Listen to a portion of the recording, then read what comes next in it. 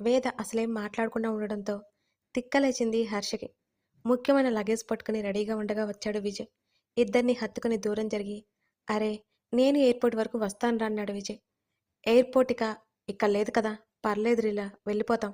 మళ్ళీ నీకు 5 hours waste అవుతుంది. విజయ్ భుజం మీద చేయి వేసి చెప్పాడు హర్ష.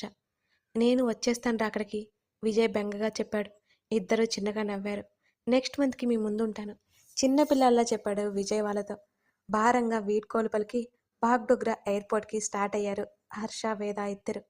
వేద అతనంత పిలుస్తున్నా ఆమె పలకలేదు. అతనితో మాట్లాడలేదింక. విసుగొచ్చి మొబైల్ తీసుకుని గేమ్ ఆడుకుంటూ ఆమెను పట్టించుకోనట్టే ఉన్న హర్షని చూసి ఒళ్ళు మండింది వేదకి. అయినా ముఖం నల్లగా పెట్టుకుని కూర్చుంది వేద. ఆవేశంగా ఫోన్ వైపు చూస్తున్న ధరణి తలను తన వైపుకు తిప్పుకొని కాల్ కట్ చేశాడు అని అన్నాడు గగన్. వాడు అబద్ధం చెప్తున్నాడు. నేను చెప్పేది నిజం. గగన్ తను చెప్పినవి అబద్ధం అనుకుంటాడేమోనని ఆమె భయం. అతని నుంచి వాడికి వచ్చింది పర్లేదులే అనుకున్నాడు గగన్.